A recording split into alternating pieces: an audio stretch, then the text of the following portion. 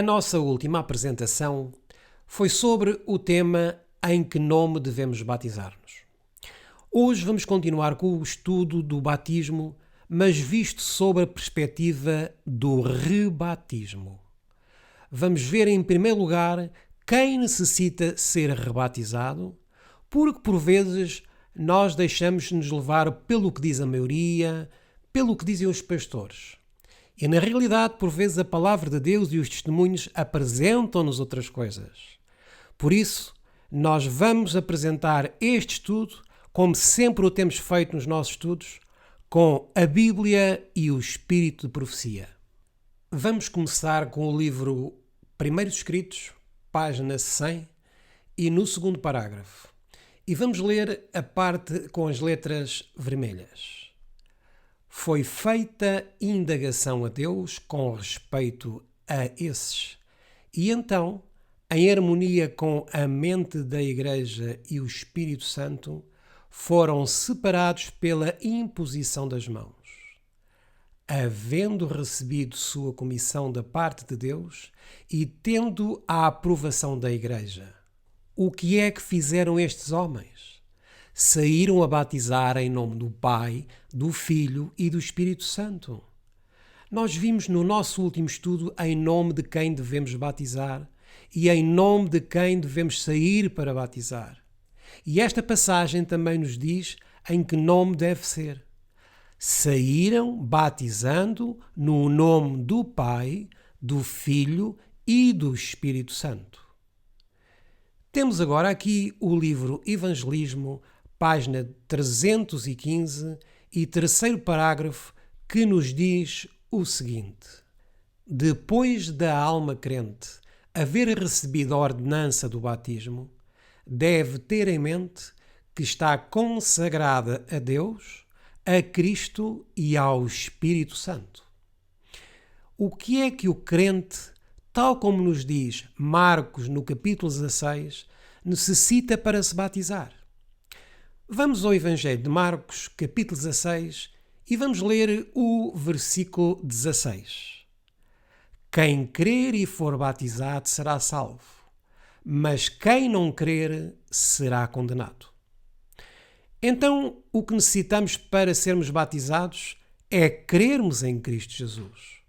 A palavra batizar significa submergir.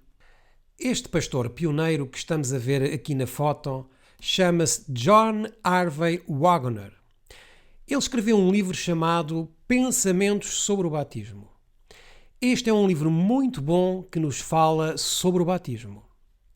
Vale a pena ler este livro porque tem esclarecimentos sobre o batismo que dificilmente encontramos noutras literaturas. É um livro com um pouco mais de 100 páginas que merece ser lido e estudado. O autor do livro, o pastor John Harvey Waggoner, ele começa a sua introdução sobre o batismo no capítulo 1 com a seguinte pergunta: o que é o batismo? E então ele usa os léxicos grego e hebraicos e diz-nos o seguinte: bato e baptizo significam mergulhar, emergir ou mergulhar em qualquer líquido. Todos os lexicógrafos e críticos de qualquer nota estão de acordo nisto. Neste livro, colocando esta palavra bapto e baptizo, temos aqui a chave para podermos tomar uma decisão referente ao batismo. Esta palavra grega baptizo significa emergir. Por conseguinte, o batismo de expressão ou do borrifamento de água fica desqualificado, porque não é bíblico. Todos os batismos que se fizeram desde o Antigo Testamento até o Novo Testamento foram batismos de imersão. Recordemos a história de Eliseu e do profeta Naamã. Eliseu disse a Naamã que se submergisse no Rio Jordão. Isto é o que significa o batismo, submergir. Submergir é o que significa, então, a palavra batismo. Naamã não se borrifou com água, mas foi submerso na água. Continuando com o nosso estudo, vamos observar esta espécie de batismo. necessitamos de observar primeiro esta parte para vermos se necessitamos de um rebatismo. Porque existem muitos que foram batizados de diferentes maneiras. E no tempo do pastor John Harvey Wagoner existia um batismo muito peculiar. E vamos ver como alguns batizavam nessa altura. Há aqueles que afirmam que 3 imersões, tigro de imersões, são necessárias à consumação total da ordenança. E vejam como batizavam.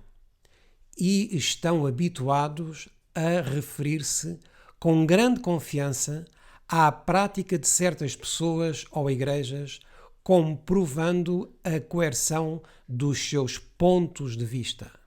Sabem como era praticado o batismo tígono? Acreditamos que já não se pratica atualmente, mas no tempo dos pioneiros existia ainda este batismo. O batismo tígono tem a particularidade de, no momento do batismo, a pessoa teria que ser submergida 3 vezes. Ou seja, agarravam no crente e o submergiam 1, 2 e 3 vezes. Era assim que se efetivava o batismo trígono. Nós não batizamos assim. Nós batizamos somente com uma submersão. Mas o batismo tígono, o crente, era submerso 3 vezes. Por isso o autor aqui está a referir-se que isto teria que ser combatido. E continua ele a dizer-nos: não temos qualquer consideração pela prática das igrejas, excepto nos casos em que se conformam com os requisitos especificados da palavra sagrada. Nem a idade, nem o consentimento popular dão garantia de erro. Ou seja, não é por esta prática ser utilizada há muitos anos que a torna uma verdade. Nem tampouco por a grande maioria diga que assim deve ser para que isto se torne também uma verdade. Mas o que importa é o que está escrito na palavra de Deus. É isso que nos deve guiar e dirigir-nos. Por isso é que nós não cremos no batismo por expressão, porque os discípulos não batizavam por expressão. Nem tampouco cremos no batismo tígono. Continua a dizer o texto: o nosso inquérito não é o que tem sido praticado, mas o que é verdade. Não nos preocupamos com o que as pessoas fizeram, mas com o que deveriam ter feito. Sabemos que muitos erros graves foram trazidos à Igreja desde muito cedo, mas não temos mais confiança ao respeito por uma prática ou instituição que possa ser rastreada até às trevas do século III, do que se ela pudesse ser rastreada apenas até ao século XV. O que dizem as Escrituras é o nosso único inquérito. Esta deve ser a nossa base, o nosso firme fundamento. O que dizem as Escrituras? Por isso ele continua a argumentar. Aqueles que praticam a imersão em tígono nunca borrifam. Eles concordam conosco que a palavra grega é traduzida corretamente por imersão. Então, estavam de acordo em submergir, mas em desacordo em submergir 3 vezes. E, portanto, concordamos que o batismo é equivalente à imersão. Portanto, se Efésios capítulo 4 e versículo 5 fosse traduzido, ficaria assim: um só Senhor, uma só fé, uma só imersão. Portanto, e aqui está a falar dos que praticavam o batismo tígono, o sistema deles é claramente contrário a esta escritura, pois eles realmente têm 3 batismos. Responder, como eles sempre fazem, que eles têm um batismo com 3 imersões, é apenas contradizer sua própria fé declarada, que o batismo é imersão. Pois, se o batismo é traduzido corretamente por imersão, então a expressão um batismo com 3 imersões é tão paradoxal quanto se eles dissessem um batismo com 3 batismos ou uma imersão com 3 imersões. Atualmente, cada um batiza à sua maneira. E por isto é que vem a pergunta: necessitamos nós hoje de um rebatismo? Pois aqueles que se batizam em Antígono, tiveram eles um batismo realmente bíblico? Não, não tiveram. Por isso é que eles necessitavam de quê? De serem rebatizados. Surge também a pergunta: os que na atualidade se batizam em nome de Jesus Cristo e nada mais, será que necessitam de ser rebatizados? Claro que sim, porque a comissão dada na Palavra de Deus, e que já estudámos no nosso estudo anterior, é que a comissão nos diz que devemos ser batizados em nome do Pai, do Filho e do Espírito Santo. Este tema é tocado também por este pastor neste livro sobre o título O Batismo em Nome de Jesus Cristo.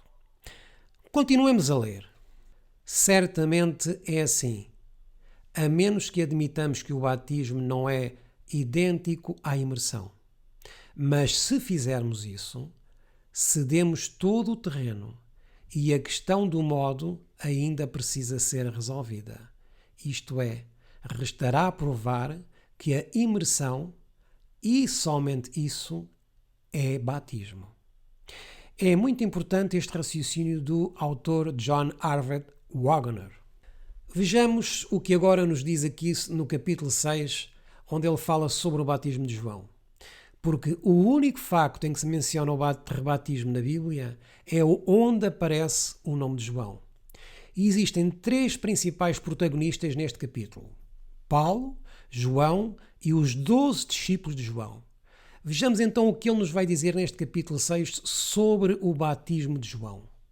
Atos 19 não oferece prova tão clara de que aqueles que foram batizados no batismo de João tenham sido novamente batizados pelos apóstolos, como foi suposto por muitos. Ou seja, no tempo dos apóstolos e para o tempo de John Harvard Wagner, havia uma corrente que dizia que todos os discípulos de João se voltaram a batizar, porque como os 12 discípulos se rebatizaram, então diziam que todos os discípulos de João deveriam também ter voltado a se rebatizar. E ele está a deixar bem claro que isto não é assim. A Escritura menciona somente que os que se batizaram foram os 12 de Atos 19. Continuemos a ler. Este foi um caso invulgar, de acordo com os registros.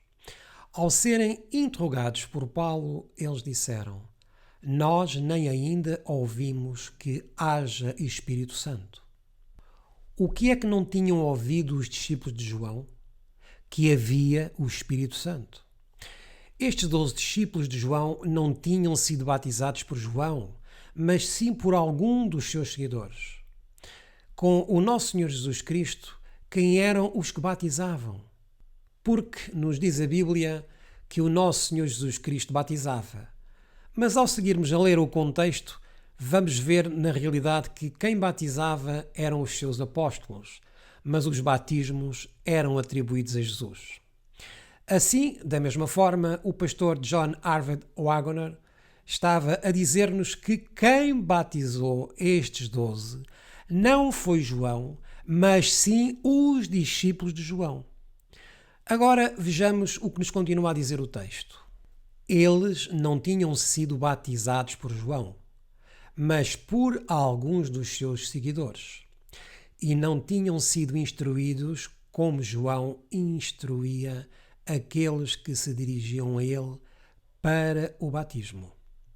Mateus capítulo 3, versículo 11. Ou seja, João instruía muito bem, mas os seus discípulos não instruíam tão bem. Assim, parece que nem sequer eram discípulos bem instruídos de João. E parecia justo e necessário que o apóstolo começasse com eles como novatos. Vejamos que estes 12 discípulos estão agora em frente de Paulo. E Paulo está a perguntar-lhes se escutaram sobre o Espírito Santo. E eles responderam que nem sequer sabiam que havia Espírito Santo. Então vem a pergunta de Paulo: em que hoje fostes batizados? Vamos ver o que nos diz o livro de Atos dos Apóstolos, que continua a dizer-nos a passagem. E ainda estamos no batismo de João. Mas este exemplo apresenta provas satisfatórias de que é correto rebatizar aqueles que não cumpriram os requisitos do rito evangélico no seu primeiro batismo. Para quem é necessário primeiramente o batismo? Então, o que é que encontramos no livro de Atos dos Apóstolos, no capítulo 19? Vamos à Bíblia, ao livro de Atos, no capítulo 19, aonde vem o batismo de João e o rebatismo de Paulo a estes 12 discípulos. Atos, capítulo 19, e vamos ler o versículo 1 em diante. E sucedendo que, enquanto Apolo estava em Corinto, Paulo, tendo passado por todas as regiões superiores, chegou a Éfeso e, achando ali alguns discípulos. Onde é que se encontrava então Paulo? Em Éfeso. No livro do Espírito de Profecia, Esboços sobre a vida de Paulo, na página 26 e no segundo parágrafo, é-nos dito o seguinte: Paulo foi batizado por Ananias no rio de Damasco. Ele foi então fortalecido pela comida e imediatamente começou a pregar Jesus aos crentes da cidade, os mesmos que ele havia expulso de Jerusalém com o propósito de destruir. Então vemos por este texto que Paulo começou a pregar àqueles que ele antes havia perseguido. E vejamos agora o que nos diz o livro Atos dos Apóstolos, mas antes de vermos esta passagem, não esqueçamos esta pergunta: para quem é necessário primeiramente o rebatismo? Esta é a nossa primeira pergunta, porque vamos observar o que nos tem sido dito por muitos anos dentro da Corporação Adventista, que é completamente contrário ao que nos dizem as Escrituras e os testemunhos do Espírito de Profecia. Vamos então ver o que nos diz o livro do Espírito de Profecia. Enquanto Apolo pregava em Corinto, Paulo cumpria sua promessa de voltar a Éfeso. Havia feito uma breve visita a Jerusalém e gastara algum tempo em Antioquia, cenário dos seus primeiros trabalhos. Daí viajou através da Ásia Menor, sucessivamente pela província da Galácia e da Frígia, visitando as igrejas que ele próprio estabelecera e estabelecendo a fé dos crentes. No tempo dos apóstolos, a parte oeste da Ásia Menor era conhecida como a província romana da Ásia. Éfeso, sua capital, era um grande centro comercial. Seu porto estava coalhado de embarcações e suas ruas apinhadas de pessoas de todos os países. Como Corinto, Éfeso apresentava um campo promissor para o trabalho missionário. Os judeus, então amplamente dispersos por todas as terras civilizadas, estavam geralmente expectantes pelo advento do Messias. Onde é que se encontravam os judeus? Estavam espalhados por todas as partes, em todos os países. E eles esperavam o Messias. É por isso que todos os judeus, a cada ano, iam a Jerusalém para celebrar as festas anuais. E entre aqueles que estavam dispersos por todas essas partes, chegaram estes 12 discípulos. E vejam o que é que continua a dizer o texto. Quando João Batista estava pregando, muitos, em suas visitas a Jerusalém, por ocasião das festas anuais, haviam ido às barrancas do Jordão para ouvi-lo. Ou seja, todos os que vinham dos diferentes países tinham que observar forçosamente, quando chegavam a Jerusalém, a João Batista E entre estes que vinham dos diferentes países, chegaram estes 12 homens. E, por conseguinte, quando observaram João, eles e os seus discípulos que estavam com João batizaram-nos. Reparem no que continua a dizer o texto. Ali ouviram eles ser Jesus proclamado como prometido, e tinham levado as novas a todas as partes do mundo. Os que vinham de diferentes países, neste caso os 12 homens que foram batizados, tinham que regressar novamente aos seus países de origem, inclusive a estes 12 homens. E Paulo depois encontrou-os em Éfeso, mas estes tinham vindo para a festa anual e neste momento foram batizados. Leiamos o que nos continua a dizer a passagem. Desta maneira, a providência preparara o caminho para o trabalho dos apóstolos. Aqui temos a chave para sabermos quem deverá ser primeiramente rebatizado. Chegando a Éfeso, Paulo encontrou 12 crentes que, como Apolo, tinham sido discípulos de João Batista e, como ele, alcançado algum conhecimento da missão de Cristo.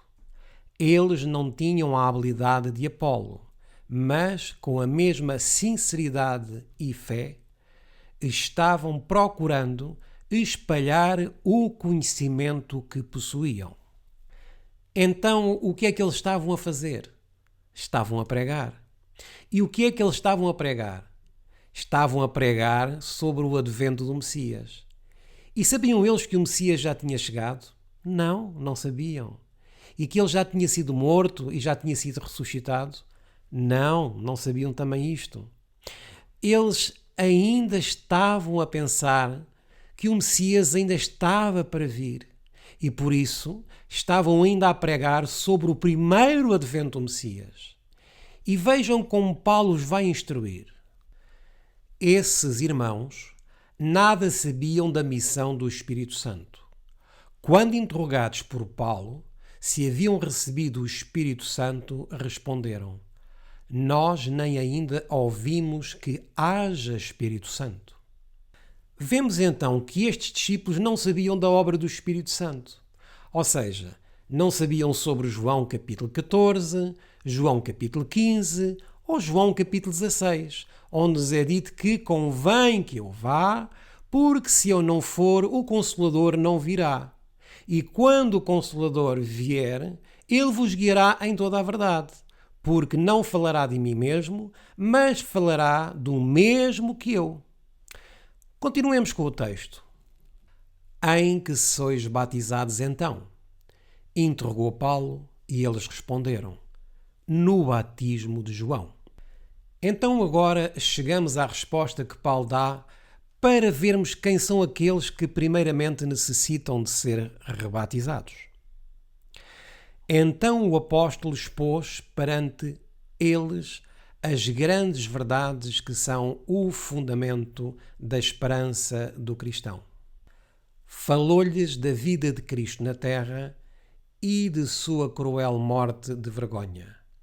Contou-lhes como o Senhor da vida quebrara os grilhões da tumba e ressuscitara triunfante da morte. Repetiu as palavras da comissão do Salvador aos discípulos: é-me dado todo o poder no céu e na terra. Portanto, ide e ensinai todas as nações, batizando-as em nome do Pai e do Filho e do Espírito Santo. Mateus capítulo 28 e versículos 18 e 19. Então, vemos que Paulo, antes de os batizar, primeiramente os doutrinou com as Escrituras. Então Paulo não está a fazer como muitos fazem atualmente, que batizam as pessoas sem sequer as doutrinar, sem sequer lhes ensinar corretamente a palavra de Deus.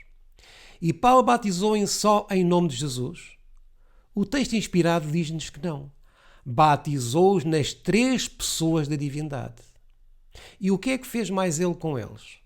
Falou-lhes também da promessa de Cristo de enviar o Consolador, por cujo poder grandes sinais e maravilhas seriam feitos.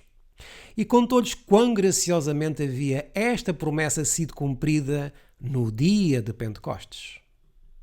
Paulo então explicou-lhes que a promessa do Espírito Santo já tinha sido cumprida, que o Espírito Santo já tinha vindo. Isto pode remontar-nos ao tempo que atualmente vivemos, porque existem muitos que têm vindo para o Adventismo em diferentes ministérios, mas que estão a entrar tal como entraram estes 12 discípulos de João.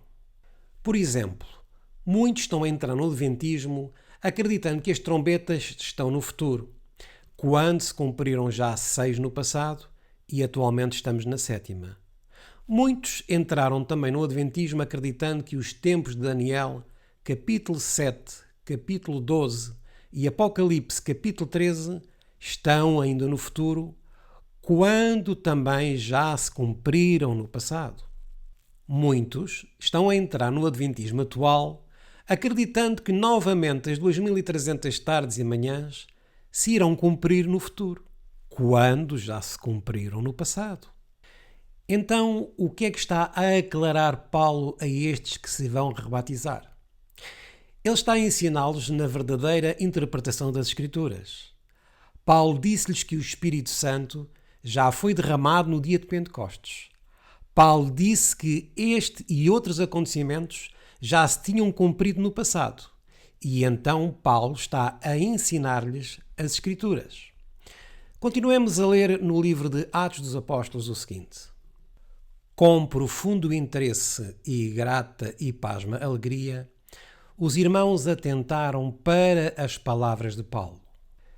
Eles então rejeitaram a Paulo? Teriam eles dito a Paulo que estariam esses acontecimentos no futuro?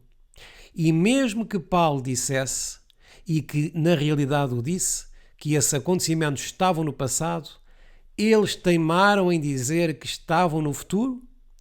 Vejamos o que fizeram estes 12 homens. Pela fé, aprenderam a maravilhosa verdade do sacrifício expiatório de Cristo e receberam-no como seu Redentor. Foram então batizados em nome de Jesus. O que é que tiveram que aceitar eles para serem rebatizados? Eles tiveram que aceitar a verdade. Tiveram que aceitar que muitas dessas profecias já se tinham cumprido no passado e que ainda existem profecias a se cumprir no futuro. Mas aquelas profecias que eles pensavam que se encontravam no futuro já se tinham cumprido. E Paulo então os rebatizou. Então perguntamos: quem são os que primeiramente necessitam ser rebatizados? Os que têm ensinos errados acerca das Escrituras. São estes os primeiros que necessitam ser rebatizados. E como é que o sabemos? Por muitos anos, na Igreja, tem-se ensinado que quem necessita de ser rebatizado são os que pecaram declaradamente. Os que cometeram adultério, roubo, os que cometeram pecados abertos. E é ensinado que é esses só que devem ser rebatizados. E isto é ensinado pela Conferência Geral e pelos pastores corporativos. Mas neste texto que estamos a ler, quem são aqueles que primeiramente necessitam ser rebatizados? E fazemos ainda uma outra pergunta. Estes discípulos de João estavam a viver em adultério? Estavam a roubar? Estavam a matar? Estavam a fornicar? Certamente que não estavam. Contudo, o texto diz-nos que eles foram novamente batizados. E qual era o problema para que eles tivessem que ser rebatizados? O problema da interpretação bíblica. Por isso é que quando alguém sai de uma igreja denominacional e se une ao povo remanescente, o que é que deve fazer essa pessoa? Batizar-se ou rebatizar-se? E sabem quem também entra aqui? Os futuristas atuais. Porque eles acreditam que a grande maioria das profecias de Daniel e Apocalipse estão no futuro. Que conceito têm estas pessoas das Escrituras? Um conceito completamente erróneo. Vejam então o que vai dizer Paulo a estes discípulos. E, impondo-lhes Paulo as mãos, receberam também o batismo do Espírito Santo, que os capacitou a falar as línguas de outras nações e a profetizar. Primeiro veio o batismo da água e depois veio o batismo do Espírito Santo. Mas antes também do batismo da água veio a doutrina. E diz-nos aqui o texto que só depois é que eles começaram a profetizar. E profetizar significa também falar de sã doutrina. E para que mais foi dado o Espírito Santo? Encontramos aqui de seguida. Dessa forma, estavam habilitados a trabalhar como missionários em Éfeso e circunvizinhas, e também a sair para proclamar o Evangelho na Ásia Menor. Então, antes deles se batizarem, tiveram que abandonar os erros doutrinários que antes tinham. Foi por nutrir um espírito humilde e dócil que esses homens alcançaram a experiência que os capacitava a sair como obreiros para o campo da seara. Aceitaram eles o ensinamento de Paulo? Certamente que sim. Mas para isso abandonaram os seus ensinamentos errados. Vamos então dar aqui um exemplo. Alguns de nós já acreditaram que o dia do Senhor era o domingo.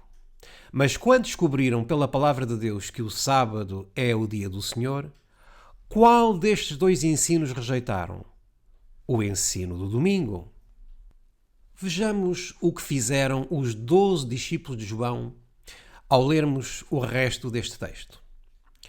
Seu exemplo oferece aos cristãos uma lição de grande valor. Há muitos que fazem apenas pequeno progresso na vida religiosa porque são presunçosos demais para ocupar a posição de aprendizes. O que é que impede a muitos de receberem a sã doutrina? Não querem tomar a posição de aprendizes, mas querem sempre ser mestres, porque para eles serem aprendizes precisam diminuir-se. Estes 12 apóstolos de João andavam a ensinar, eram mestres, eram aprendizes, mas quando se encontraram com Paulo, tornaram-se aprendizes. E ao tornarem-se aprendizes, mostraram humildade. Isto é o que hoje muitos não querem fazer, serem aprendizes, porque não querem rejeitar e colocarem de lado a sua posição doutrinária. Vejamos o que não fizeram estes 12 discípulos de João. Sentem-se satisfeitos com o conhecimento superficial da palavra de Deus. Não desejam mudar a sua fé ou obras e não fazem, por conseguinte, qualquer esforço para obter maior luz. Sobre a questão do batismo, na atual Corporação Adventista, até mesmo em algumas questões, esta instituição modificou a sua doutrina. Não somos nós que estamos a afirmar isto. Temos aqui este vídeo oficial da Corporação Adventista que mostra como muitas doutrinas foram alteradas. Vejamos parte deste pequeno vídeo.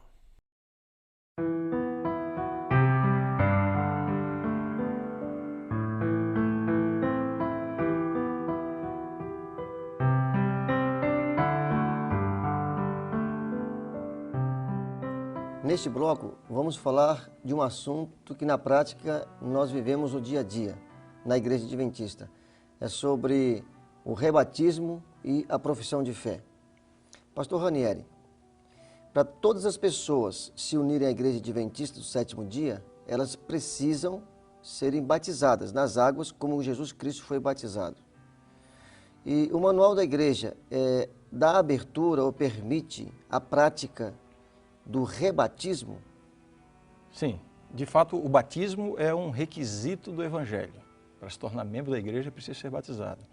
A Igreja Adventista pratica o rebatismo considerando que a Bíblia tem um precedente para isso, ainda que seja uma única situação mencionada na Bíblia, mas é um precedente que nos dá liberdade de adotar este princípio, de praticar o rebatismo em algumas circunstâncias, quando se faz necessário.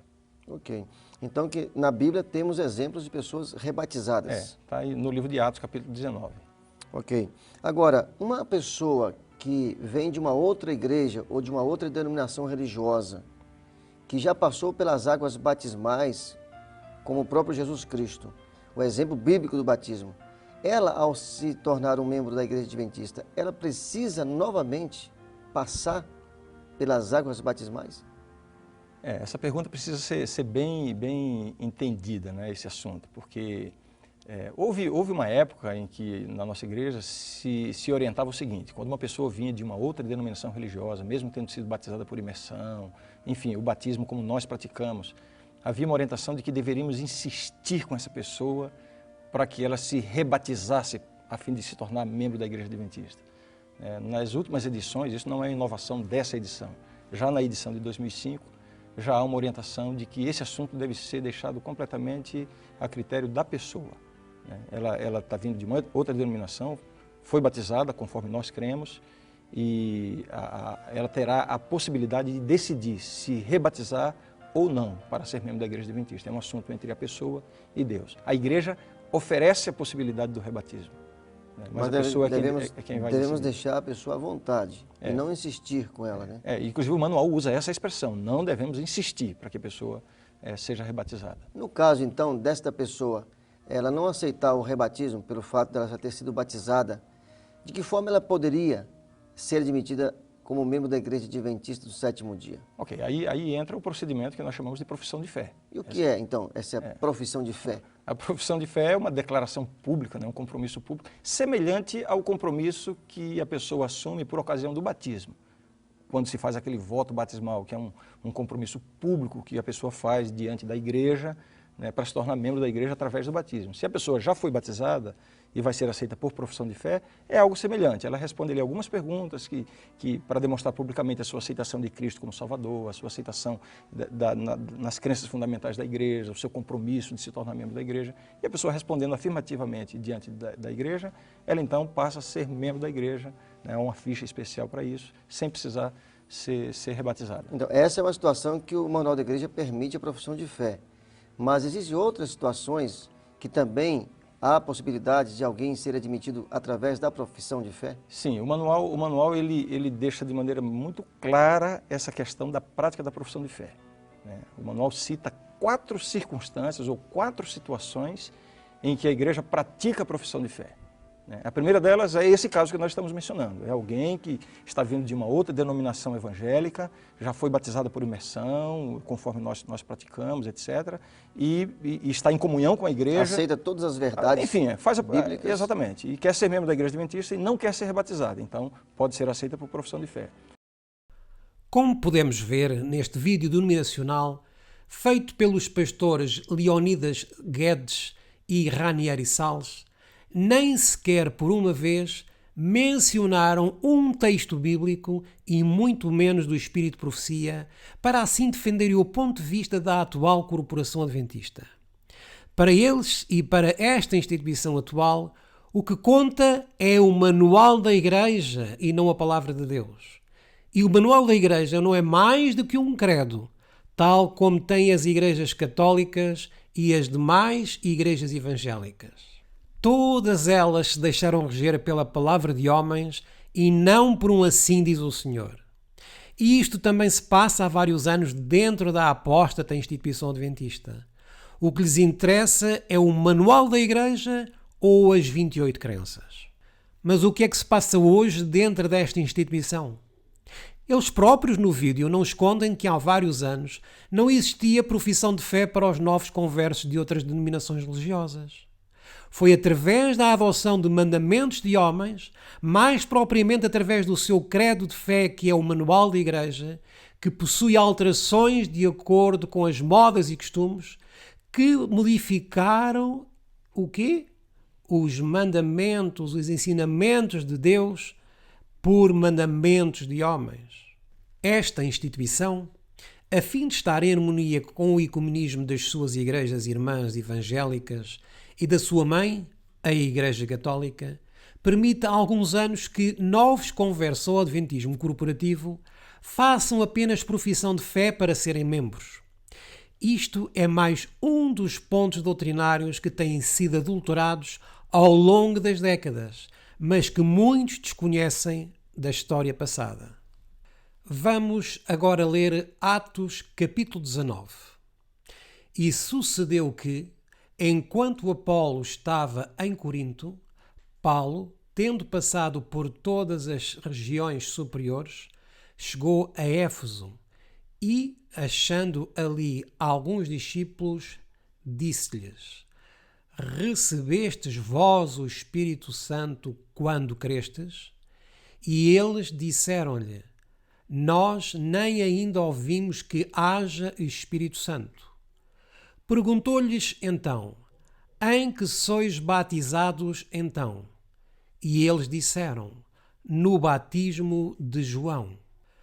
Mas Paulo disse: Certamente João batizou com o batismo do arrependimento, dizendo ao povo que cresce no que após ele havia de vir, isto é, em Jesus Cristo. E os que ouviram foram batizados em nome do Senhor Jesus. Quando nós lemos estes versículos, o Espírito de Profecia consegue ampliá-los. E então vamos ao livro de Atos dos Apóstolos e à página 150. Há muitos hoje em dia tão ignorantes da obra do Espírito Santo sobre o coração quanto o eram os crentes de Éfeso. Não é isto também o que acontece atualmente com muitos? Que negam a obra do Espírito Santo e estão sendo batizados sem esse conhecimento? Por isso, se existe arrependimento por parte destas pessoas, elas necessitam novamente de ser batizadas. Existem alguns que dão um passo ainda mais à frente e atrevem-se em sair diretamente contra a palavra de Deus e somente são batizados em nome de Jesus, deixando assim de lado a comissão dada por Jesus em Mateus 28. Então, o que é que necessitam fazer estas pessoas? Serem novamente batizadas, mas agora em nome do Pai, do Filho e do Espírito Santo. Continuemos com o texto. Não há, entretanto, verdade mais claramente ensinada na palavra de Deus. Profetas e apóstolos têm-se demorado sobre este tema. Cristo mesmo chama nossa atenção para o crescimento do mundo vegetal como uma ilustração de sua operação de seu espírito no suster a vida espiritual. A seiva da vinha, subindo da raiz, é difundida para os ramos, promovendo o crescimento e produzindo flores e frutos. Assim, o poder vitalizante do Espírito Santo, que emana do Salvador, permeia a alma, renova os motivos e afeições e leva os próprios pensamentos à obediência da vontade de Deus, capacitando o que recebe a produzir os preciosos frutos de obras santas. Um batismo deve provocar uma mudança de vida, uma mudança nas ações, colocando os pensamentos em obediência à vontade de Deus. Faz com que se manifestem os frutos em santas ações. Se não vivemos isto em nossas vidas, também necessitamos de nos rebatizar. Vejam o que nos continua aqui a dizer. O autor desta vida espiritual é invisível e o método pelo qual é esta vida repartida e mantida está além da capacidade da filosofia humana explicar. Todavia, as operações do Espírito estão sempre em harmonia com a palavra escrita. Como sucede no mundo natural, assim também se dá no espiritual. A vida natural é preservada a todo momento pelo divino poder. Todavia, não é sustentada por um milagre direto, mas mediante o uso de bênçãos colocadas ao nosso alcance. De igual forma, é a vida espiritual sustentada pelo uso dos meios supridos pela providência. Se o seguidor de Cristo quiser crescer até chegar a varão perfeito, à medida da estatura completa de Cristo, precisa comer do pão da vida e beber da água da salvação. Precisa vigiar, orar e trabalhar, dando em todas as coisas atenção às instruções de Deus em Sua palavra. Há ainda para nós outras lições da experiência daqueles conversos judeus. Quando eles receberam o batismo das mãos de João, não compreenderam completamente a missão de Jesus como aquele que leva o pecado. Mantinham sérios erros, mas com mais clara luz, alegremente aceitaram a Cristo como seu Redentor e com este passo de progresso veio uma mudança em suas obrigações. Ao receberem uma fé mais pura, houve uma correspondente mudança em sua vida. Como sinal desta mudança e em reconhecimento da sua fé em Cristo, foram rebatizados no nome de Jesus. Vamos agora fazer um paralelismo entre a atitude que os 12 discípulos tiveram para com os ensinamentos de Paulo e a atitude que têm alguns na atualidade que nunca conheceram nem sequer ouviram falar dos 7 pilares adventistas, ou talvez tenham sido ensinados na Corporação Adventista que são apenas 5. Porém, alguns de nós podemos ter-nos batizado sem termos tido este conhecimento. E o que é que se passa se nós nos batizamos acreditando no Cristo falso que se ensina na Corporação Adventista? Pois esse Cristo falso que a Corporação ensina veio numa natureza diferente da nossa. E ao vir numa natureza diferente, ele tem vantagens sobre nós. E nós nunca podemos chegar ao estado de santidade que ele chegou. Já estudámos este assunto num estudo anterior. E sabemos então que este é um grave erro. Este é um Cristo falso, então, que se ensina na Corporação Adventista. O que é que podemos dizer se nos batizamos acreditando que a santidade só a poderemos alcançar na segunda vinda de Cristo, precisamente quando Ele vier em glória e majestade?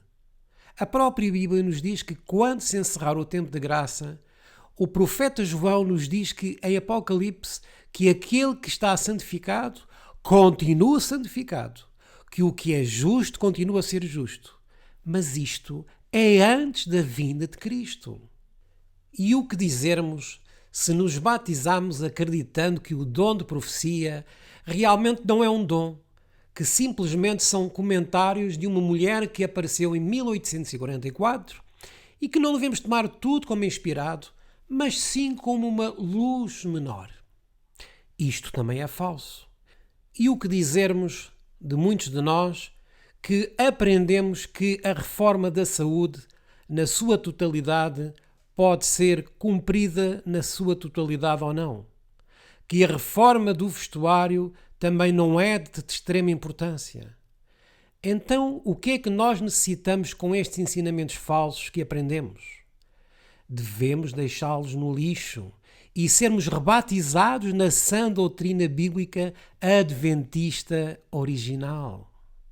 E se aprendemos que as profecias de Daniel e Apocalipse estão no futuro e que as trombetas estão também no futuro, que os 1260, 1290 e 1335 dias são dias literais e que estão ainda no futuro, então precisamos também de ser rebatizados na sã doutrina.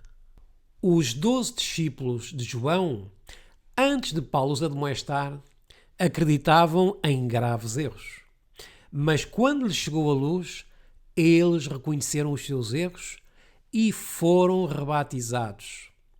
Por isso, os que necessitam primeiramente ser rebatizados são os que estão gravemente em falsas doutrinas. Por isso, não é necessariamente só os que necessitam de ser rebatizados, aqueles que estão em adultério, os que vivem em fornicação, os que roubam, os que matam, que devam ser primeiramente rebatizados. Os primeiros a necessitar de um rebatismo são aqueles que estão nas falsas doutrinas. Agora vamos despender um pouco de tempo para aprendermos da nossa história denominacional. Vamos abordar o batismo de Ellen White. O livro Primeiros Escritos, na página 11, dá-nos dados precisos sobre esta cerimónia. Fui convertida com a idade de 11 anos e aos 12 fui batizada, tendo-me unido à Igreja Metodista. Aos 12 anos, ouvi Guilherme Miller proferir sua segunda série de conferências em Portland. Ela foi então pela primeira vez batizada na Igreja Metodista. Outros documentos nos dizem que este batismo foi por imersão e realizado no mar, apesar da Igreja Metodista usar 2 métodos de batismo, de imersão e de aspersão. Um dado também importante em relação a este texto é que a irmã White se batizou nesta Igreja Metodista um ano antes de ter conhecido a mensagem dada por Guilherme Miller. Atentando-nos que Ellen White nasceu a 26 de novembro de 1827 e que este foi o seu primeiro batismo, com a idade de 12 anos na Igreja Metodista, isto vai levar-nos ao ano de 1839 aproximadamente. No livro Evangelismo, na página 313, ela dá-nos algumas orientações sobre a ministração do batismo. Sempre que seja possível, deve ministrar-se o batismo num tanque limpo ou em água corrente. Dê-se ao ato toda a importância e solenidade que ele comporta. Essa cerimónia é sempre assinalada pela presença de anjos de Deus. Agora, o que muitos irmãos adventistas desconhecem é que Ellen White foi rebatizada 2 vezes. Vamos ver aqui neste livro, com a sua biografia, o que nos fala sobre este primeiro rebatismo da serva do Senhor.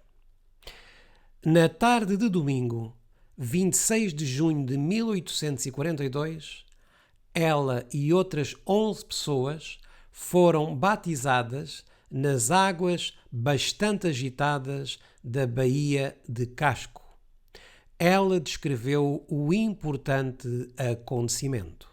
Grandes ondas rebentavam na praia, mas a minha paz era como um rio. Quando saí da água, a minha força quase desapareceu, pois o poder de Deus repousava sobre mim. Uma bênção tão rica que nunca tinha experimentado antes. Senti-me morta para o mundo e que todos os meus pecados foram lavados.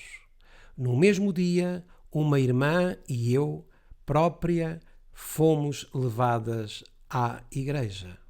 É interessante relacionarmos a data do seu primeiro batismo, em 1839, com a do seu primeiro rebatismo em 1842. Como já tínhamos visto na passagem anterior, em 1839 ela só conhecia a mensagem metodista. Mas aos 13 anos de idade, que nos leva mais ou menos ao ano de 1840, ela ouviu pela primeira vez a mensagem de Guilherme Miller e, passado 2 anos, ela rebatizou-se. E porquê? Porque ouviu uma nova luz espiritual, a mensagem millerita com a breve volta de Jesus. Mas temos mais um registro de um segundo rebatismo da serva do Senhor. Este é relatado pelo seu próprio esposo, o pastor Tiago White, no seu livro Life Incidents, na página 272. E vamos ler. Este foi o caso de 12 de junho de 1868, na presença de não menos de 200 guardadores do sábado, na casa de adoração em Battle Creek, Michigan. Ao receber o batismo das minhas mãos, num período inicial de sua experiência, quando a levantei da água, ela teve imediatamente uma visão. Temos então aqui um intervalo de 26 anos entre o primeiro rebatismo e o segundo rebatismo. E este segundo rebatismo foi efetuado pelo seu próprio esposo, o irmão Tiago White. Poderíamos então perguntar, por que razão a irmã White se volta novamente a rebatizar? Em 1842, Ellen White ainda não conhecia a verdade sobre o sábado, sobre a purificação do santuário celestial, sobre a não imortalidade da alma, a reforma da saúde, o dom de profecia, sobre a reforma na educação, sobre os 7 pilares da fé adventista. Por isso, ela teve que voltar a rebatizar-se. E como já vimos, ela foi rebatizada pelo seu esposo.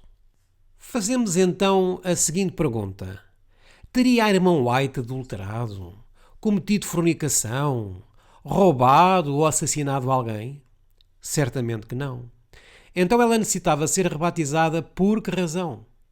Porque ainda acreditava em ensinos errados das Escrituras. Este exemplo da serva do Senhor serve também para nós, que fomos batizados na instituição adventista ou em algum ministério de sustento próprio com diversos erros doutrinários, tais como um Cristo falso, a negação do Espírito Santo como a terceira pessoa da divindade, interpretações futuristas das profecias, etc. Vamos agora ver algumas passagens da mensageira do Senhor, Ellen White, sobre o batismo. Vamos ver algumas cartas que ela escreveu a alguns pioneiros e também ao público em geral. Manuscript Release, volume 13, página 217. Fui batizada em nome do Pai, do Filho e do Espírito Santo. Fui sepultada como Cristo à semelhança da sua morte e ressuscitada à semelhança da sua ressurreição. Estou comprometida a consagrar a minha vida ao seu serviço. Então, para aqueles que dizem que só nos devemos batizar em nome de Jesus e que o batismo das 3 pessoas da divindade é nulo, estas pessoas que se dizem tão iluminadas também teriam que anular o batismo da serva do Senhor, pois ela diz que foi batizada em nome do Pai, do Filho e do Espírito Santo. Vejam a que ridículo chegam estas pessoas de até quererem anular o que a profetisa do Senhor nos deixou escrito. Manuscrito 148 de 1897. O novo nascimento é uma experiência rara nesta época do mundo. Esta é a razão pela qual existem tantas perplexidades nas igrejas. Muitos, mesmo muitos, que assumem o nome de Cristo não são santificados e são profanos. Foram batizados, mas foram enterrados vivos. O eu não morreu. E por isso não ressuscitaram para a novidade de vida em Cristo. O que é então uma experiência rara nesta época do mundo? O novo nascimento. Então podemos subentender que os milhões de batismos que são feitos anualmente dentro do professo povo adventista, na sua grande maioria são batismos de pessoas enterradas vivas. E porquê? Porque o eu não morreu. Ou seja, não passaram para uma novidade de vida ou para uma transformação. Temos agora aqui a carta número 60 de 1906. Esta carta foi escrita pela irmã White ao pastor Stephen Haskell. E vamos ver o excerto desta carta em que ela nos vai mostrar quem são aqueles que necessitam primeiramente ser batizados. Pouco antes do nosso Salvador deixar esta terra, ele comissionou aos seus discípulos que fossem a todo o mundo e pregassem o Evangelho a toda a criatura. Quem crer e for batizado será salvo, mas quem não crer será condenado. E estes sinais seguirão aos que crerem. Em meu nome expulsarão os demónios, falarão novas línguas, pegarão nas serpentes e, se beberem alguma coisa mortífera, não lhes fará dano algum, e porão as mãos sobre os enfermos e sararão. E eis que sobre vós envio a promessa do meu Pai. Ficai, porém, na cidade de Jerusalém, até que do alto sejais revestidos de poder. Poder para fazer o quê? Para pregar o Evangelho e proclamar as condições da salvação. Os discípulos obedeceram à injunção divina.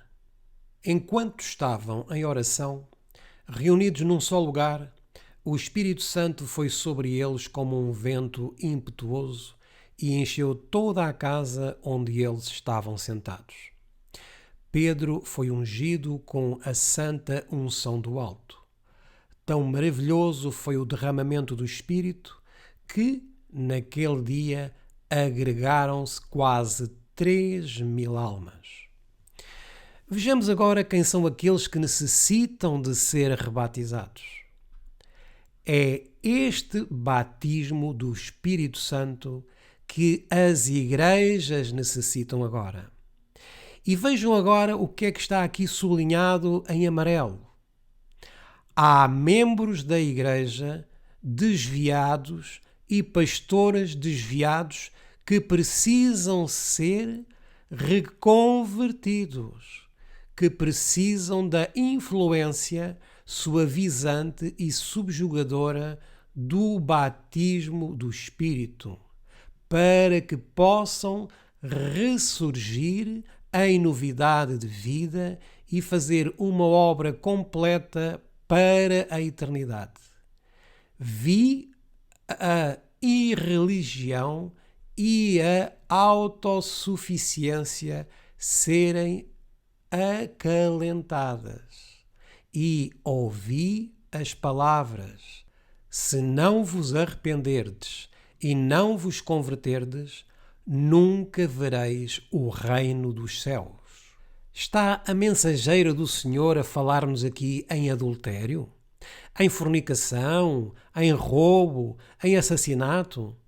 Do que é que ela nos está aqui a falar? De apóstatas. E está a falar aos membros da igreja, e em especial aos pastores, aos pregadores, aos anciãos, aos presidentes das associações, ao presidente da Conferência Geral. E vejam o que ela vai dizer a todos estes líderes.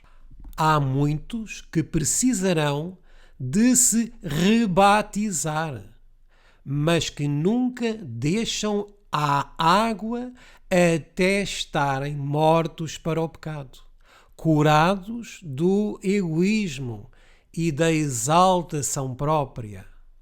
Então, quem são, em primeiro lugar e pelo seu exemplo, aqueles que se devem rebatizar? São os que estão em apostasia, são os que têm graves erros. Mas sabem quem são aqueles que não se querem rebatizar? Precisamente os ministros, os líderes, os pastores, os pregadores. Já alguma vez vimos o presidente da Conferência Geral ser rebatizado? Nunca. E apesar de terem assinado leis para se praticar o aborto nos hospitais adventistas, assinaram um acordo com o Estado para que os membros da Igreja possam ir para a guerra e possam assim matar o seu próximo. Formularam leis em que se podem agora ter pastoras e anciãs. Aplicaram os dízimos e as ofertas dos membros da Igreja em empresas de armamento de guerra e também na Bolsa de Valores. Nunca porventura assistimos a algum arrependimento e rebatismo de alguns destes líderes por estes motivos. Nunca vemos um líder ou pastor ser rebatizado, a não ser pelo caso de ter deixado a sua esposa, ou ter cometido adultério ou roubo.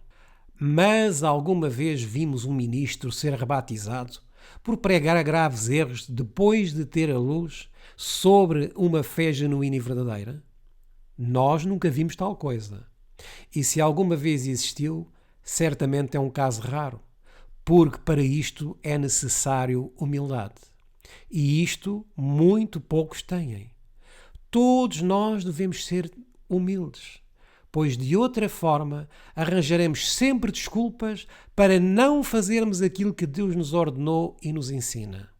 E aqui a irmã White está a mandar esta carta ao pastor Haskell, dizendo que existem muitos apóstatas e ministros que necessitam de ser rebatizados. O que é que ela diria hoje, meus irmãos? Até poderem sair da água para viverem uma nova vida para Deus. A fé e o arrependimento são condições essenciais para o perdão dos pecados.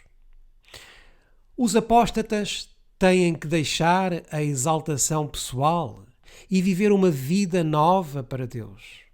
Temos agora aqui este slide com várias fotos. A primeira foto, no canto superior esquerdo, apresenta-nos a Assembleia da Conferência Geral de 1888 em Minneapolis.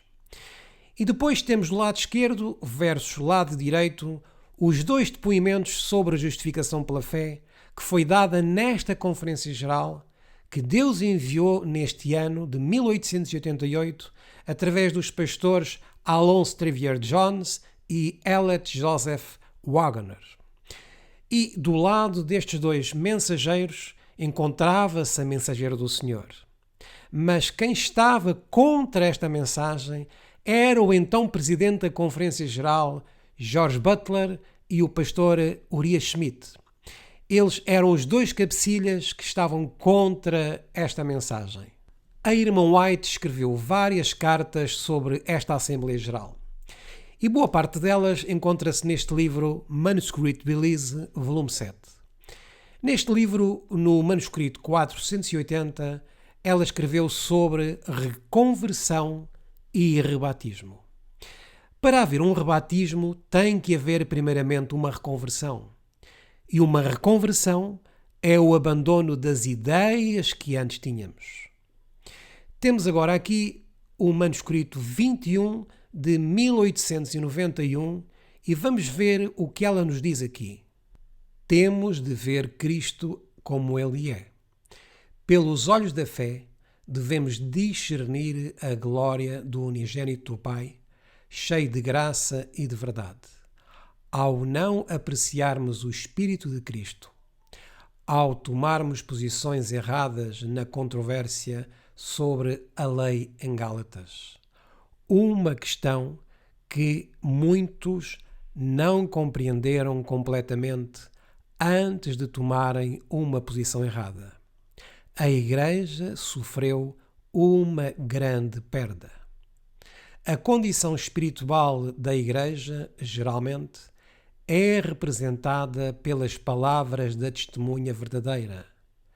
Todavia, disse aquele que ama as almas pelas quais ele morreu: tenho, porém, contra ti que deixastes o teu primeiro amor. A posição tomada por muitos durante a Conferência Geral de Minneapolis testemunha a sua condição sem Cristo. Como é que se encontrava então esta Conferência Geral em 1888? Sem Cristo. Então o que é que eles necessitavam? De uma reconversão. E depois disto, o rebatismo para aqueles que rejeitaram a mensagem.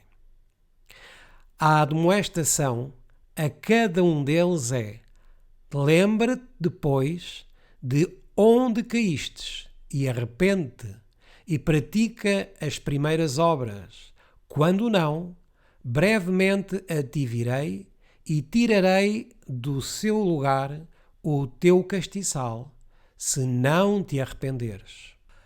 Não terão muitos, nesta escola ministerial, visto o seu erro de não permanecer em Cristo? Não poderão eles ter o privilégio de se arrependerem e de fazerem as suas primeiras obras? Quem condenará esta obra de arrependimento, de confissão, de batismo? Se alguns sentem conscienciosamente que o seu primeiro dever é arrepender-se dos seus pecados, confessá-los e ser batizados, não será esta a primeira obra que devem fazer? E sabem porquê? Porque tinham rejeitado a mensagem de Deus e por isso tinham que ser rebatizados.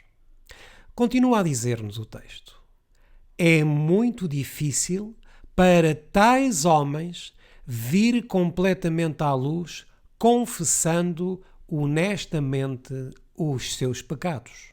Então, o que é muito difícil para os homens? Confessar os seus pecados. E é o que muitos de nós não temos hoje atualmente. A humildade para confessarmos os nossos pecados.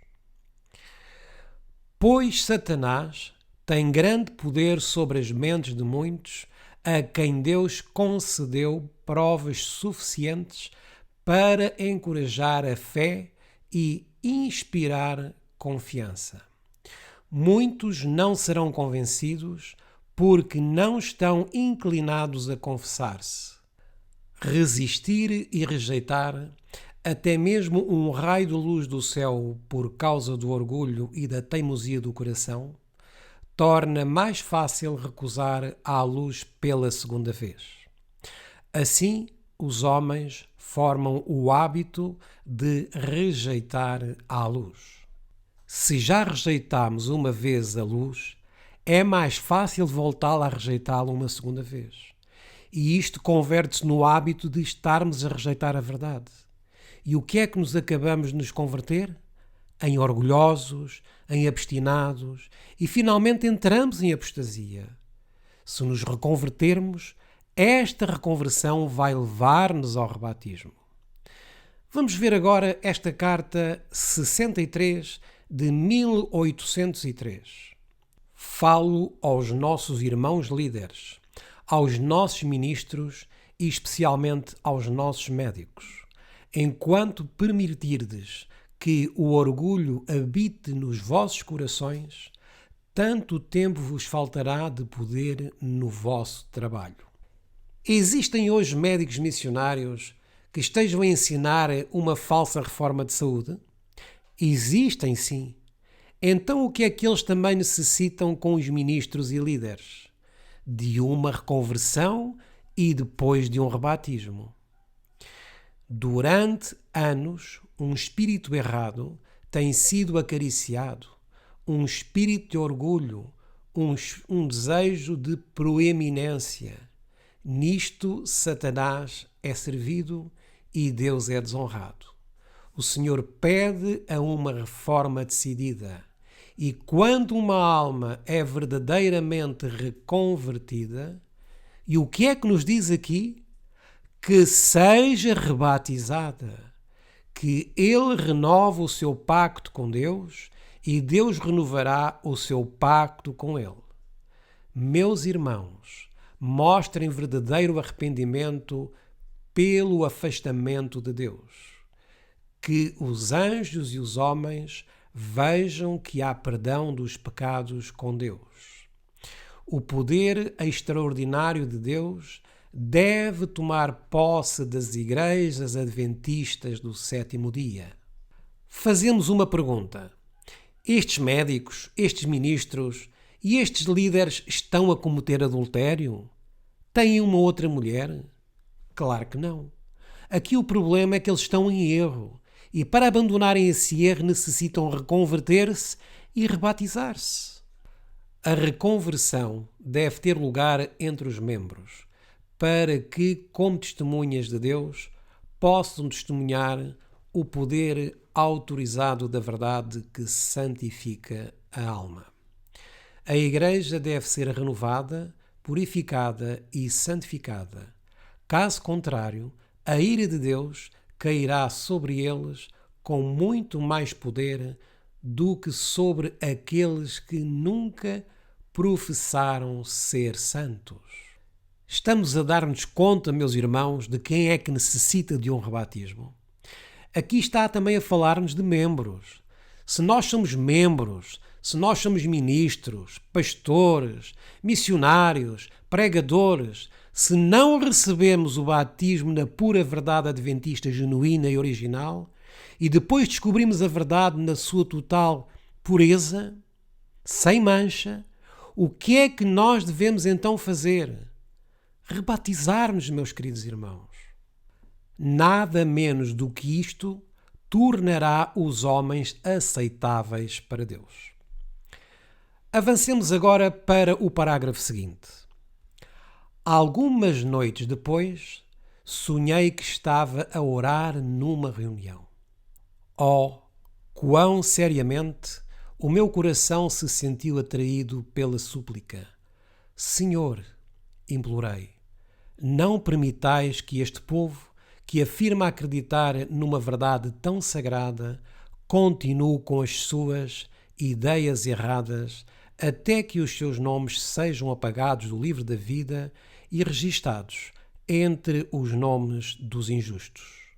Ajuda-os a ver que, pela sua dissemelhança com Cristo, estão a desonrar grandemente o Senhor. Estamos a dar-nos conta de que termos ideias erradas nos devem levar a uma reconversão e um rebatismo? Vamos a um outro manuscrito. O manuscrito 95 de 1906. Aqui é onde entra a obra do Espírito Santo depois do seu batismo. Sois batizados em nome do Pai, do Filho e do Espírito Santo. Sois ressuscitados da água para viver doravante em novidade de vida, para viver uma nova vida. Nasceis para Deus e estais sob a sanção e poder dos três seres mais santos do céu, que são capazes de vos impedir de cair. Sob o poder de quem nós somos impedidos de cair? Dos três poderes mais santos: o Pai, o Filho e o Espírito Santo. Mais uma vez temos aqui as três pessoas distintas da divindade. Vós deveis revelar que estáis mortos para o pecado. A vossa vida está escondida com Cristo em Deus.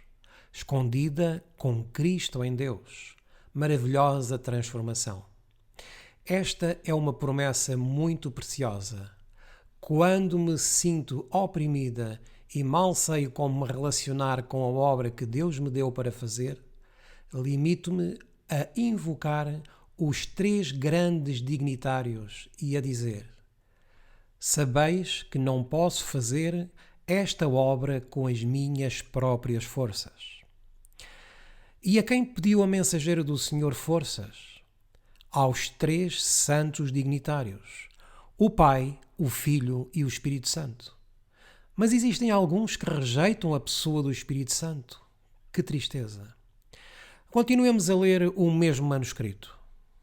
Deveis trabalhar em mim e para mim, através de mim, santificando a minha língua, santificando o meu espírito, santificando as minhas palavras e levando-me a uma posição em que o meu espírito seja suscetível aos movimentos do Espírito Santo de Deus sobre a minha mente e caráter.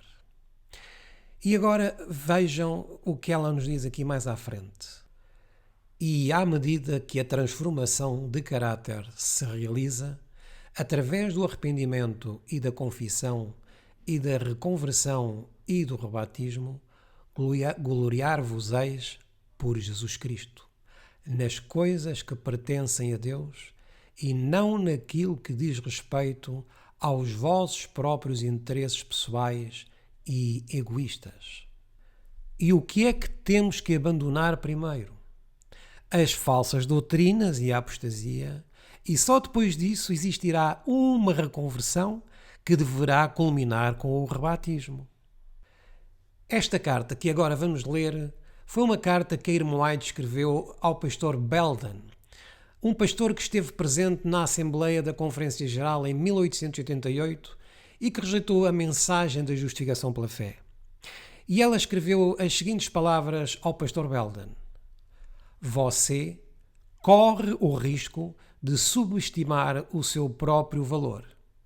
Há tanto tempo que você segue os planos elaborados pelo inimigo que parece impotente para quebrar o feitiço ou para resistir às influências malignas. E agora reparem bem no que ela vai dizer ao pastor Belden.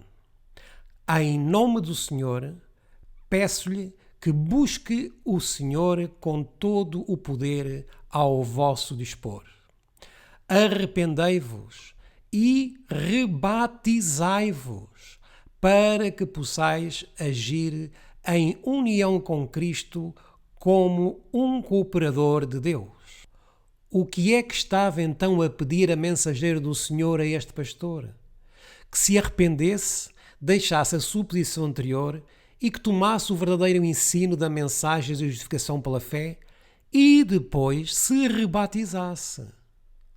Como falaria hoje a mensageira do Senhor? Pastores, ministros, leigos e igrejas inteiras, abandonem a posição que têm e arrependam-se e rebatizem-se. E a igreja até poderia dizer: e do que é que nós temos que nos arrepender?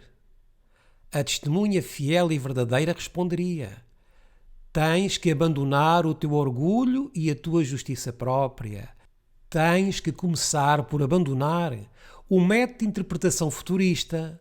Tens que abandonar a posição que a Conferência Geral tomou ao dizer que Cristo tomou outra natureza diferente da nossa.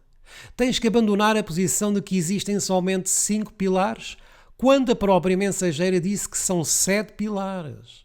Tens que abandonar todas essas heresias. Por isso te digo, arrepende-te e converte-te.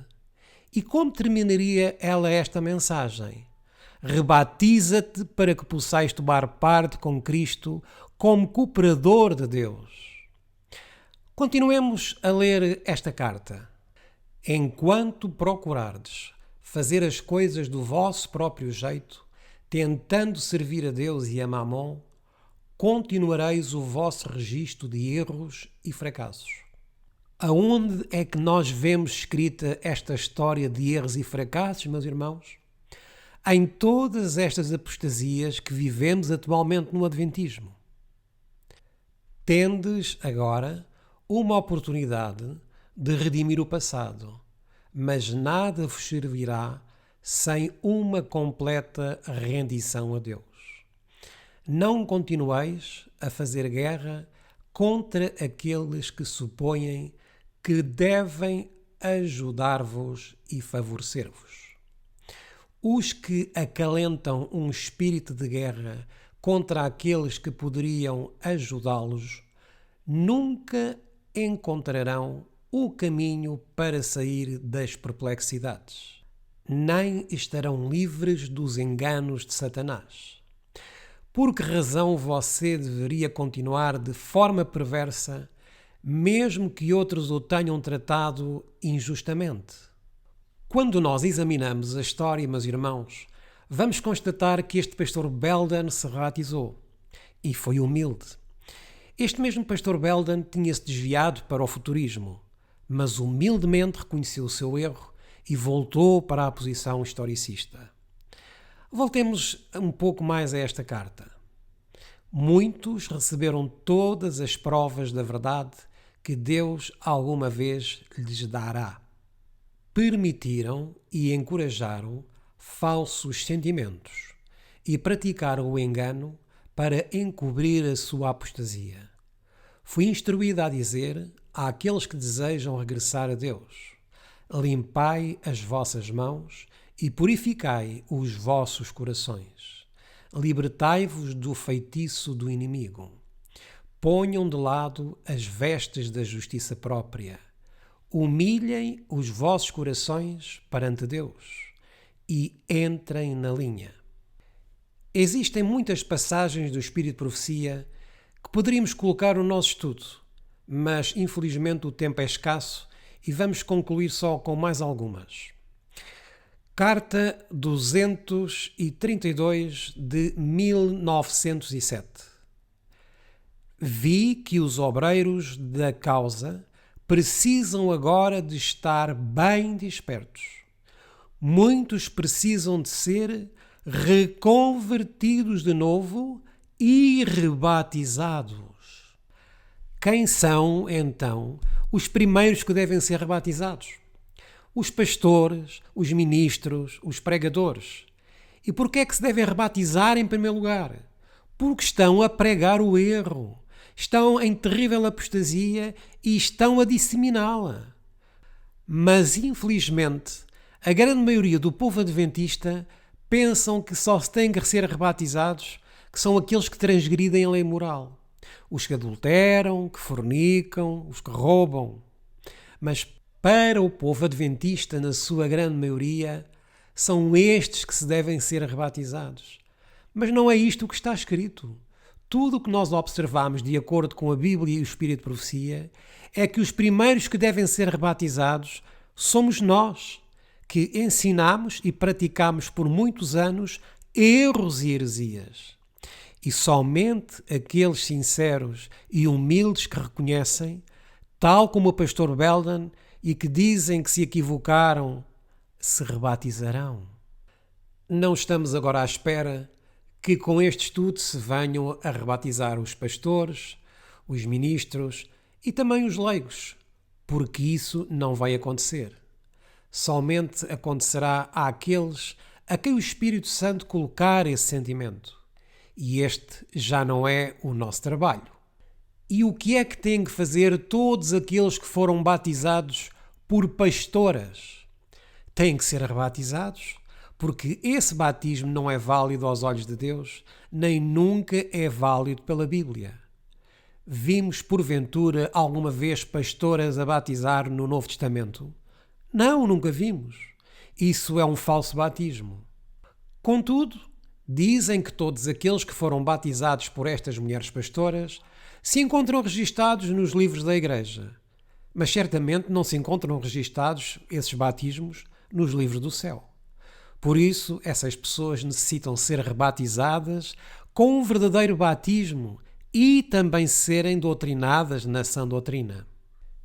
Temos aqui, nesta foto do lado direito, uma notícia da divisão norte-americana solicitando 1000 pastoras para o ministério, tal e qual como o mundo faz em relação aos pseudo-direitos da igualdade das mulheres.